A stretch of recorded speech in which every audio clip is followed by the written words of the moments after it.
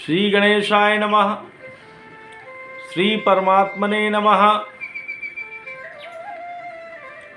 सच्चिदानंद रूपाय विश्वोत्पत्त्यादिहेतवे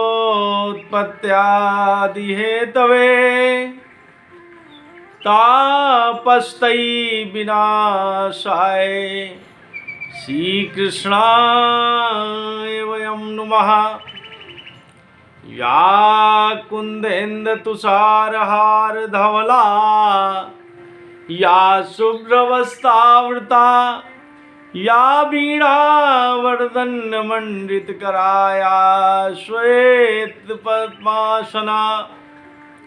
या ब्रह्माच्युत शंकर प्रवर्तिविर्देवयः सदा वन्दिता श्यामां पातु सरस्वती भगवती निःशेषजाड्यापहा। गुरु समान नहीं को उपकारी देखो करी विचार जग झारी। बोलो श्यावर रामचंद्र की जय, उमापति महादेव की जय, राधा माधव सरकार की जय, जय जय वीर बजरंग बली की जय। परमहंस श्री सुखदेव भगवान के जन्म की कथा। कैलाश पर्वत पर भोले बाबा माता जी के साथ निवास कर रहे हैं।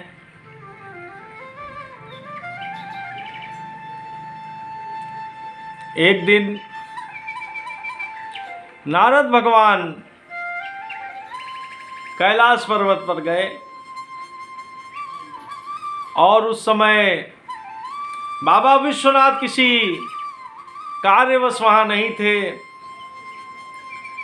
तो नारद भगवान ने जाकर माता जी को प्रणाम किया और बैठकर चर्चा होने लगी। तो उस चर्चा में एक विषय आया कि जो भोले बाबा गले में मुंडों की माला पहनते हैं वो किसके मुंड हैं। तब नारद भगवान ने ये प्रश्न खड़ा कर दिया माता जी के सामने और कुछ ही क्षणों में फिर वहां से आशीर्वाद लेकर प्रस्थान कर दिया। रास्ते में बाबा विश्वनाथ नारद भगवान को मिले तो वहां पर चलते फिरते वार्ता हुई और नारद भगवान वीणा पर अपनी गान करते हुए अपने रास्ते चले गए और भोलेनाथ बाबा पार्वती जी माता जी के पास आए। पार्वती जी ने भोले बाबा के सामने वही प्रश्न खड़ा कर दिया कि प्रभु ये जो आप गले में मुंडों की माला धारण करते हैं ये किसके मुंड है। तो भोले बाबा ने मन ही मन जान लिया कि ये किया धरा सब नारद जी का है, मगर अब तो प्रश्न का उत्तर देना था। उन्होंने कहा कि हम तुमसे बहुत स्नेह करते हैं और जितने हमारे गले में मुंड दिखाई पड़ रहे हैं ये सब तुम्हारे ही मुंड। जब जब तुम जन्म लेती हो हमारे साथ विवाह करके और शरीर आपका परम धाम जाता है तो उस मुंड को हम धारण कर लेते हैं। तब माता जी ने कहा कि ये तो ठीक नहीं है कि हम बार बार जिए और मरे और आप हर काल में व्यवस्थित है, सुसज्जित है, तो भोले बाबा ने मुस्कुराकर कहा कि चलिए हम उपाय करते हैं कि तुम भी अमर हो जाओ, जन्म मृत्यु के चक्कर से तुम्हारा भी जीवन छूट जाए। तब माता जी बहुत खुश हुई और उन्होंने भगवान बाबा के साथ अमर कथा सुनने के लिए प्रस्थान कर दिया। अब अमर कथा सुनाने के लिए भोले बाबा को एकांत स्थान की जरूरत थी, जहाँ बाबा विश्वनाथ और माता जी के अलावा कोई ना रहे। तब बाबा विश्वनाथ ने, अमरनाथ बर्फानी ने अमरनाथ की गुफा का चयन किया और नंदी से सवार होकर वहाँ पर यात्रा कर दिया। रास्ते में भोले बाबा ने नंदी को स्थान पे छोड़ दिया, फिर आगे बढ़े तो अपने सर्प को भी छोड़ दिया। अब केवल माताजी और बाबा विश्वनाथ बर्फानी बाबा चले जा रहे हैं। जब वहाँ पर अमरनाथ की गुफा में पहुँचे तो भोले बाबा ने अपना डमरू बजा दिया। तो डमरू की आवाज़ से जितने भी पशु सब बहुत दूर चले गए, सब उड़ गए। अब एकांत हो गया, एकदम शांत वातावरण हो गया। अब भोले बाबा ने सब तरफ निगाह दौड़ाई, कहीं पर कुछ नहीं दिखाई पड़ा। अब माताजी और बाबा विश्वनाथ हैं। बाबा विश्वनाथ ने, अमरनाथ बर्फानी जी ने, बाबा ने अब माता को कथा सुनाने का आरंभ किया। कथा आरंभ हो गई। अब पार्वती जी कथा सुन रही। उसी गुफा में एक अंडा, पक्षी का अंडा एक विराजमान था। वो उसी के अंदर बैठा हुआ था। पक्षी का बच्चा उसी के अंदर बैठा हुआ था। अब अमर कथा प्रारंभ हो गई। पार्वती जी ने अमर कथा पान करना चालू कर दिया। अब वो अंडे के अंदर जो पक्षी का बच्चा है वो भी कथा सुन रहा। अब कथा बाबा कह रहे हैं और वो पार्वती जी कथा सुन रही हैं, हुंकारी दे रही। मगर एक समय ऐसा आया कि बाबा विश्वनाथ की कथा अनवरत चल रही है और पार्वती जी को निद्रा आ गई।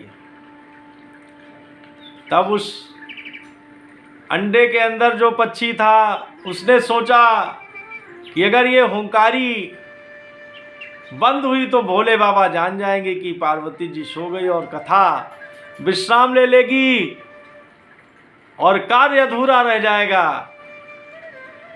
तब उस अंडे के अंदर से ही उस पक्षी के बच्चे ने हुंकार देना चालू कर दिया। अब बाबा कथा सुना रहे हैं, पार्वती जी सो रही हैं और अंडे के अंदर जो पक्षी का बच्चा बैठा हुआ है वो कथा सुन रहा है हुंकारी बन।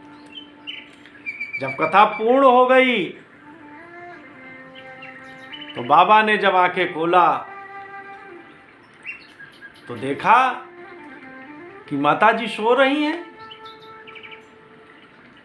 तो ये हुंकारी कौन दे रहा था? अब उन्होंने जब निगाह दौड़ाया तो उसी समय वो अंडा फट गया और उसके अंदर से एक पक्षी का बच्चा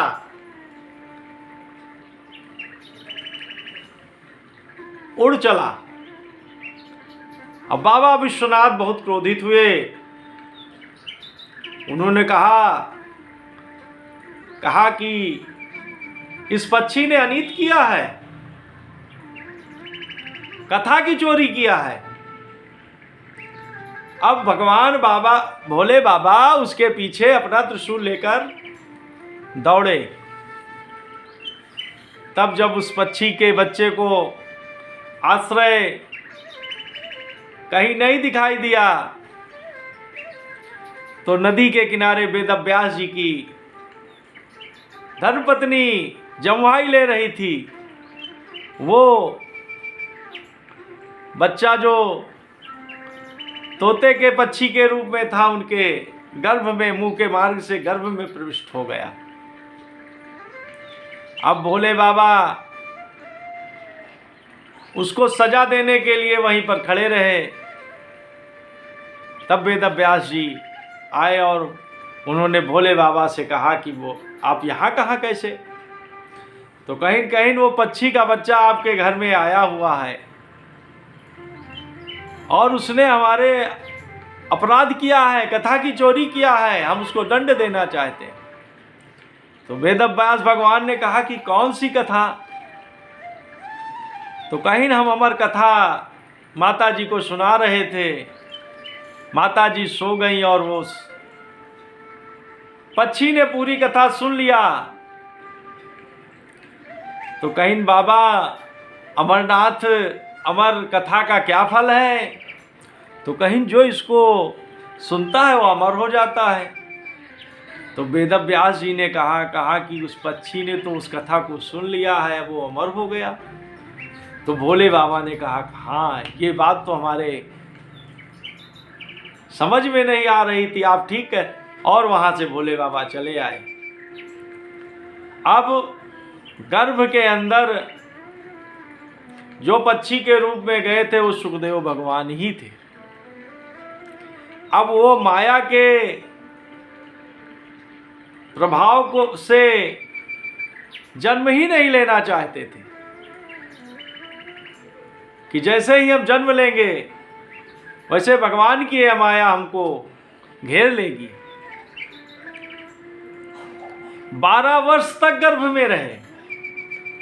तब अपने बांके बिहारी लाल ने आकर समझाया कि आप जन्म लें, आप परमहंस के रूप में जन्म लें, आपको ये हमारी माया नहीं व्यापेगी। तब सुखदेव भगवान ने वेदव्यास जी के घर में जन्म लिया। बोलो सुखदेव भगवान की जय। और जन्म लेते ही जो गर्भनाल थी उसको हाथ में लपेटकर और पिताजी के पुकारने पर भी वन में तपस्या के लिए चले गए।